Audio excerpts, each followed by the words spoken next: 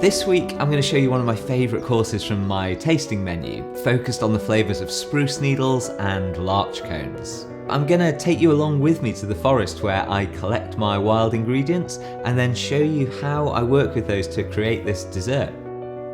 The spruce tips that I use have beautiful green apple and citrus flavours that are really fresh and bright. And then I'll use young larch cones to create a syrup which has this intoxicating resiny flavour and these woody pine aromas.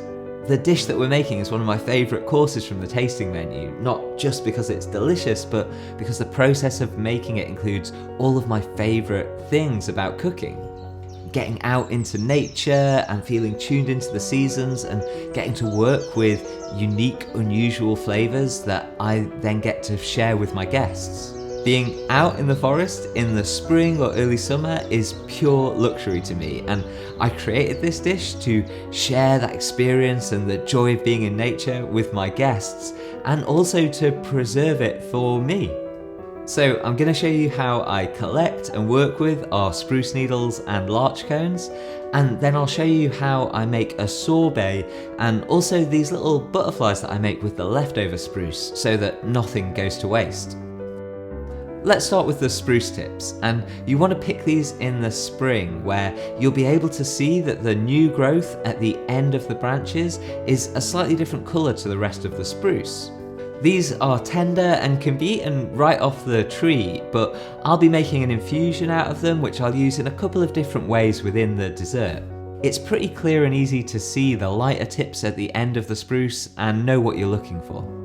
And as with all foraging, be really careful not to damage any plants, don't take too much from any one area, and leave plenty that's untouched anywhere you go. Making the spruce infusion is really simple. I'm going to combine 50 grams of the spruce tips with 100 grams of sugar and 100 grams of water. These get blended really well, and then I'll let this sit and cold infuse in the fridge for 24 hours. And after that's infused, I'm going to strain it through a fine mesh strainer. We'll save the strained spruce needles here because they still have a lot of beautiful flavour, and I'll use these to make my little spruce butterflies later on. The finished infusion is really clean and clear with those green apple and citrus and pine flavours that I talked about before. It's the key flavour in the sorbet along with the larch cones that we'll get to in a second, and then I also infuse some apple with this spruce infusion and serve that just direct on the dish to give a real fresh kick of this flavour. We'll make the sorbet in a moment, but first let's stay with the spruce needles and make those butterflies with the leftover spruce from the infusion. Normally I don't like to rely on moulds for presentation, I prefer to use more natural and abstract shapes, but I do really like these butterflies. I've got a soft spot for butterflies, I've got a couple of butterfly tattoos, and they're something that I associate with happy times and warm weather, and that's the feeling that I have about this dish too. And because this is a way of using something beautiful that would otherwise go to waste, and it's also reinforcing the key flavours within the dish, it feels right to me to make this little finishing touch here. So to make these, I take the leftover spruce from my infusion and blend these with some isomalt and glucose before spreading that mixture into these little butterfly moulds. I'll have this full recipe down in the description so you can look at that later, but basically then I place my moulds into the dehydrator, or a low oven would work as well, and let them dry for a couple of hours until the butterflies are just firm enough they can be very gently removed from the moulds, and then those butterfly shapes continue to dry for another 12 hours until I'm left with these crisp little delicate spruce butterflies. So now I have my spruce needle infusion and my little butterflies, we can have a look at the other really important flavour that I'm using from the forest, the young larch cones.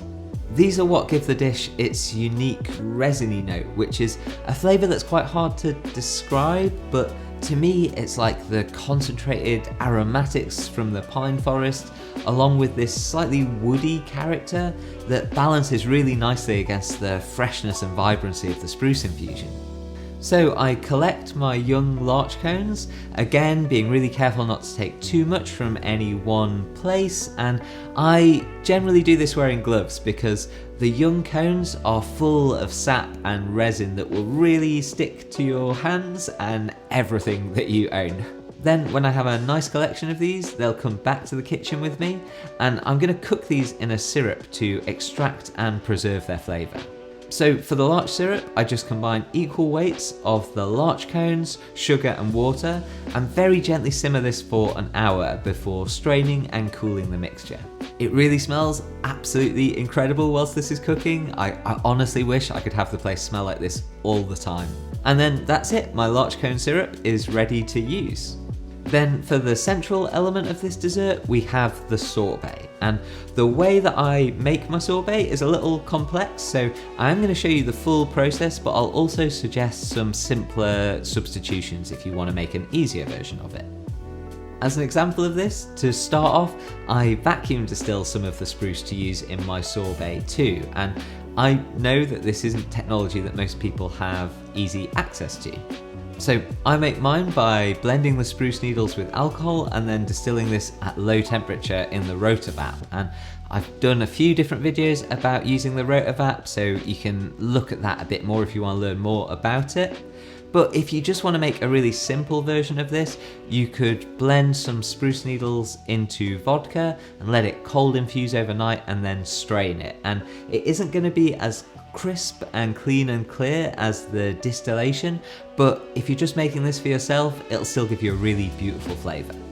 I also use a little homemade amazaki in the sorbet, and I make this by blending cooked rice with koji and water, and then cooking this in the water bath for 12 hours at 60 degrees.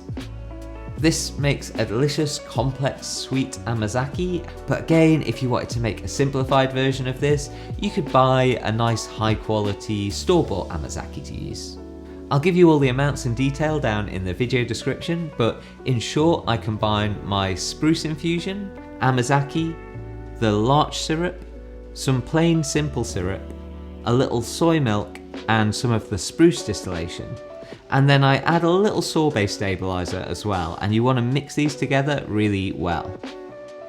Now I'm ready to fast freeze my sorbet, and I've mentioned this before, but I like to freeze my sorbets and ice creams using liquid nitrogen. And this won't be an idea that is new to most people, I don't think. It's been around a little while, and the benefit of this very rapid freezing with liquid nitrogen is that you get smaller ice crystals forming, so you can get a really beautifully smooth texture to your sorbet or ice cream. But again, if you don't have access to this, that's not an issue if you're just making it for yourself. An ice cream machine would work great for this. Once my sorbet is frozen, I firm it up in a low temperature freezer in these hemisphere molds. But again, you could just be taking normal nice scoops of your sorbet to serve. So now to plate this up, I have some walnuts that I caramelize in that larch cone syrup that we made earlier. And then I break these up into a slightly crumbled texture. I've also got some fresh raw apple that I marinated in the spruce infusion too. And then I place some of the sorbet on top of these. That's drizzled with a little bit of mint oil, and then we add the spruce needle butterflies just to finish the dish off.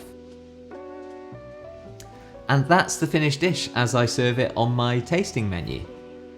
To me, the flavours feel like the walk in the forest to collect those ingredients, and serving this is really as close as I can get to taking people with me to experience that themselves.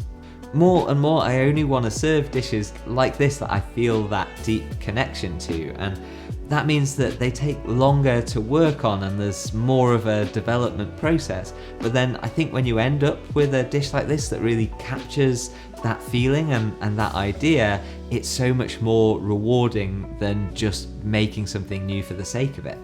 So I hope you enjoyed the video. Give me a like and hit subscribe if you did, and I'll see you soon.